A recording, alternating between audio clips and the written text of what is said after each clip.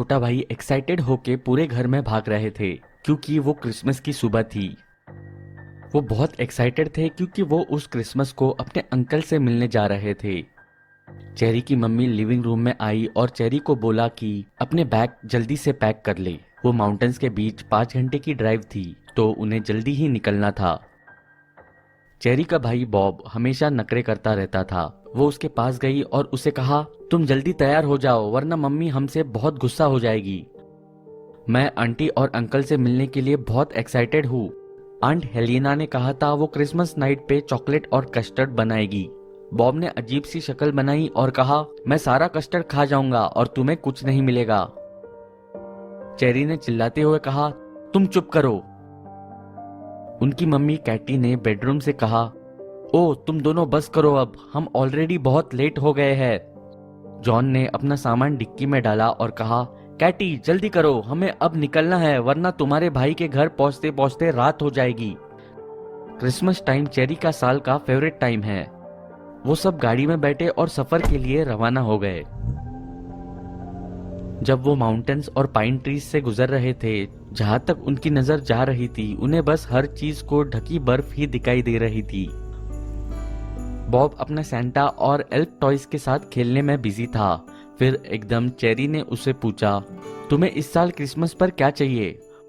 Bob ने जवाब दिया, मैंने गम बॉल मशीन मांगी है और बड़ा सा कैंडीज और आइसक्रीम बिस्किट से बना हुआ घर। सब लोग उसकी बचकानी बात को सुनकर हंसने लगे। चेरी ने हंसते हुए कहा, पर अपना गिफ्ट लेने के लिए तुम्हें पूरा साल अच्छा बच्चा बन के रहना पड़ता है, जो तुम बिल्कुल नहीं थे। जिस तरह तुम मेरे टॉयज और चीजों को छेड़ते हो, इस साल सैंटा की जगह तुम्हें क्रैम्पस विजिट करेगा। बॉब को बहुत गुस्सा आ गया और उसने चेरी से लड़ना शुरू कर दिया। कैटी ने उन दोनों को चुप किया और हैरान होते हुए चेरी से पूछा, तुम्हें क्रैम्पस के बारे में कैसे पता है? जिस पर उसने जवाब दिया कि उनकी इंग्लिश टीचर ने उनसे कहा कि जो भी बच्चा पूरा साल अच्छे से बिहेव नहीं करेगा उसे क्रैम्पस से पनिशमेंट मिलेगी। जॉन ने आश्चर्यचकित होकर कहा, क्रैम्पस कौन है? चेरी ने बताया, क्रैम्पस आधा बकरा और आधा मॉन्स्टर है जो बच्चों को पनिश करता है अगर वो अच्छा बिहेव नहीं करते तो। वो सेंट निकोलस का शैतान साथी है। जिन बच्चों ने अपने पेरेंट्स या बड़ों की बातें नहीं मानी उन्हें क्रैम्पस पीटेगा। कैटी ने शांत स्वभाव में कहा, मुझे लगता है ये कोई पुरानी डरावनी कहानी है जो तुम्हारी टीचर ने तुम्हें बताई है चेरी। क्रैम्पस जैसा कुछ नहीं है। चेरी ने अपने मन में सोचा, अगर सेंटा क्लॉज रियल है तो क्रैम्पस क्यों रियल नहीं हो सकता। पर उसने कुछ नहीं कहा क्योंकि उसका भाई ऑलरेडी उस डरावने क्रैम्पस की बात सुनकर रो रहा था। कैटी ने उसे एक चॉकलेट दी और उसे कहा कि अंकल के घर में अच्छे से बिहेव करे। करीब 5 बजे वो फाइनली अंकल सैम के घर पहुंचे। अंकल बॉब ने चेरी और बॉब को हक किया और उन्होंने अंदर आने दिया। आंटी हेलिना आई और उन्होंने चेरी को गले लगाकर मैरी क्रिसमस विश किया। वो सब लोग आग के पास बैठ गए और बातचीत करने लगे। उनका घर क्रिसमस की सुंदर चीजों से डेकोरेट हुआ था। चमकती हुई बेल सीलिंग से लटक रही थी और नियॉन लाइट्स वॉल्स पर सब जगह चमकती दिख रही थी। चेरी उस बड़े क्रिसमस ट्री को देखकर बहुत खुश हो गई जो लिविंग रूम के बीच पड़ा था। वो lights, crystal balls, jingle bells और दुनिया की सब चमकती हुई चीजों से भरा हुआ था। चेरी ने अंकल सैम की तरफ देखा और एक्साइटेड होकर कहा कि उसको उनका घर बहुत अच्छा लगा और उनका क्रिसमस ट्री दुनिया का सबसे सुंदर क्रिसमस ट्री है। सब लोग एक 7 साल की बच्ची से ऐसी अच्छी बातें सुनकर बहुत खुश हो गए थे। बॉब क्रिसमस ट्री के नीचे बैठा क्रिसमस गिफ्ट्स खोलने में बिजी था। तभी उसके पापा ने बोला, बॉब तुम्हें गिफ्ट्स अपनी बहन के साथ खोलने चाहिए। पर उसने नहीं सुना।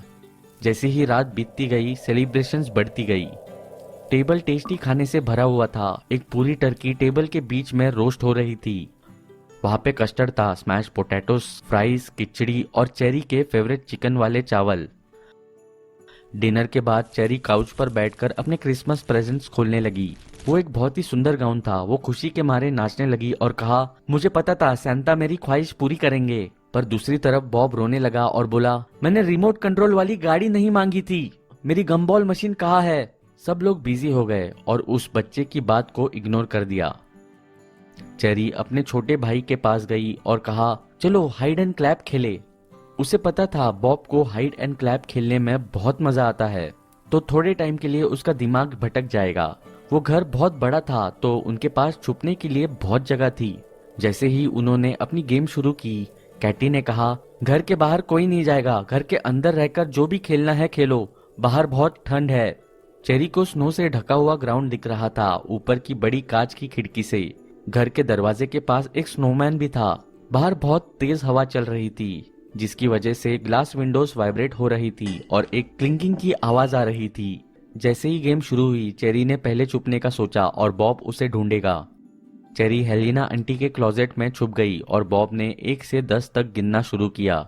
जब उसने पूरा गिन लिया, उसने जोर से बोला, मुझे पहली ताली दो।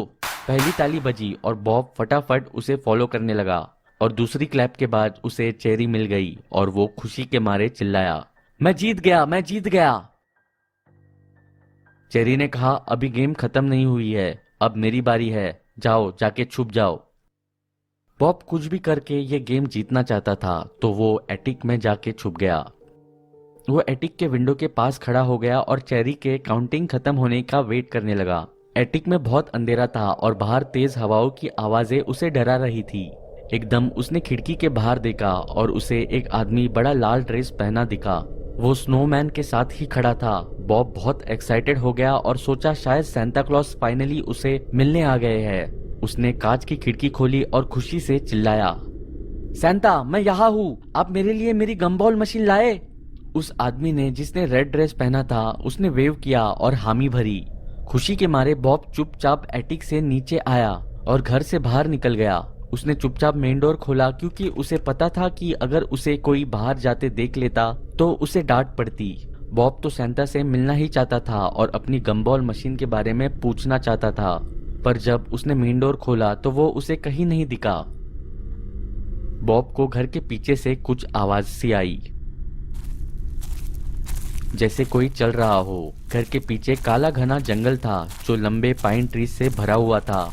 अपने छोटे पैरों से बॉब घर के पीछे की तरफ जाने लगा।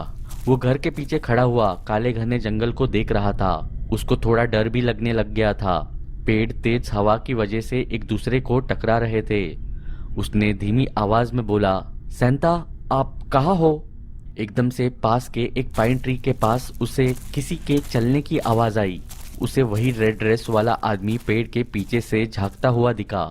वो उसे बुला रहा था। बॉब धीरे से उसकी तरफ जाने लगा।